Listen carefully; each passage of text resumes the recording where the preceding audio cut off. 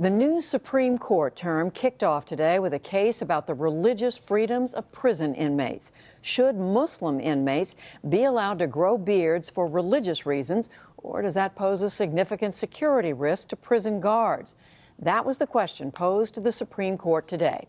We start with a look at the case at the center of today's arguments. It comes from Tim O'Brien, who filed this report for the PBS program Religion and Ethics News Weekly. And a warning, it contains some graphic images and details.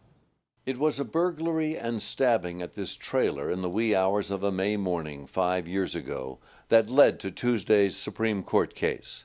The perpetrator, 33-year-old Gregory Holt. The victim, his ex-girlfriend. He slashed her throat and stabbed her in the chest, telling her, "If I can't have you, no one will." She survived, but Holt was sentenced to life in prison after jurors learned of his long criminal history, including written threats to kidnap President Bush's daughters and blow up federal buildings. He's being held at this maximum security prison at Grady, Arkansas, about 70 miles southeast of Little Rock.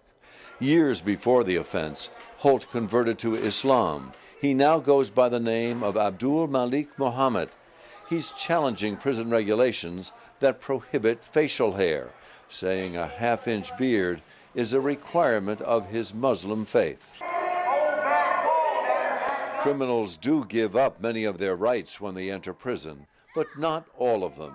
In fact, in 2000, President Clinton signed legislation that prohibits any restrictions on the religious liberty of prison inmates unless the restriction can be shown to be in furtherance of a compelling governmental interest and that it is the least restrictive means of furthering that interest. After two lower courts ruled against him, Holt, or Abdul Muhammad, mailed a 15-page handwritten petition to the U.S. Supreme Court, challenging the prison grooming policy as a violation of that 2000 federal law.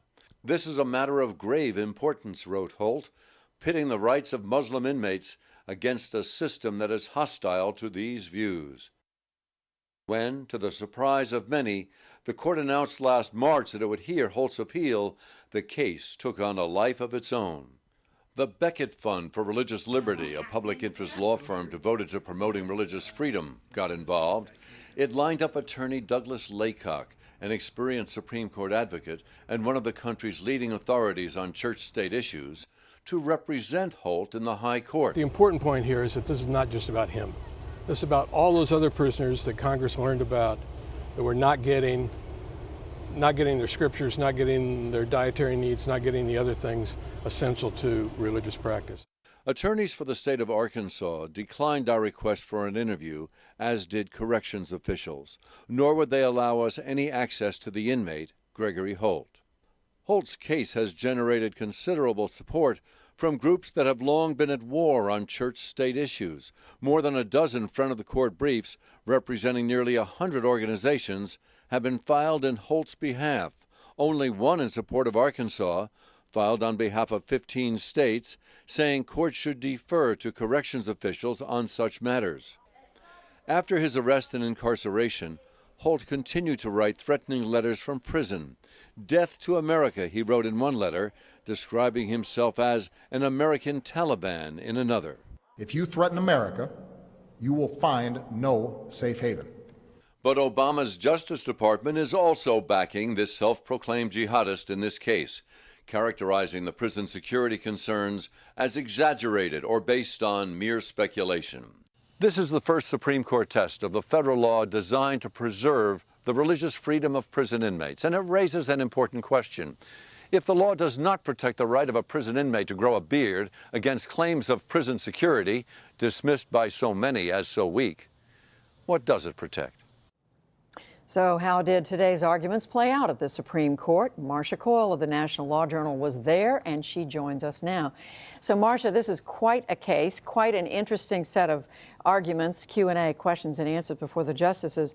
And this is an inmate who has some legal heavyweights on his side. He does. He has one of the foremost religion clause scholars in the country representing him in the arguments today. This law, it's important to know, it really erects a very high hurdle for the government any government body, here a prison system, before it can burden somebody's religious expression. It says the government body has to have a compelling interest, has to choose the least restrictive means to further that interest. But it also says, Congress said in the law, you have to give due deference to the experience and expertise of prison officials. It didn't say how much deference, and those two commands are in tension, and that tension played out during the arguments. And that's what Arkansas was arguing here. So what was the argument they made? Mr. Holt's lawyer argued that Arkansas is looking for absolute deference to their judgment that the no beard policy protects security within the prison system.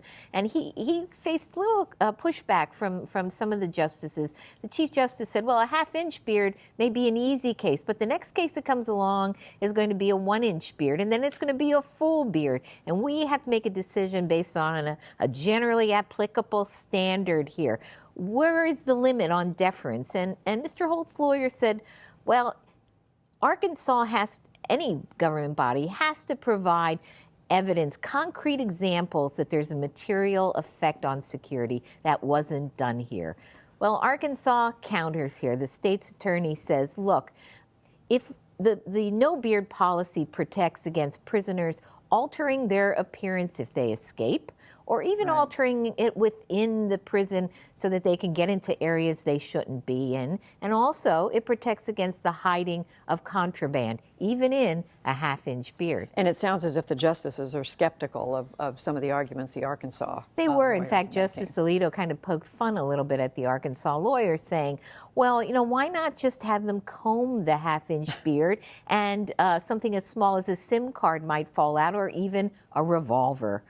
A tiny revolver. A tiny revolver. So this is a case where you got some sense of the justices being You did. It of seems as though the prisoner may have the better argument here.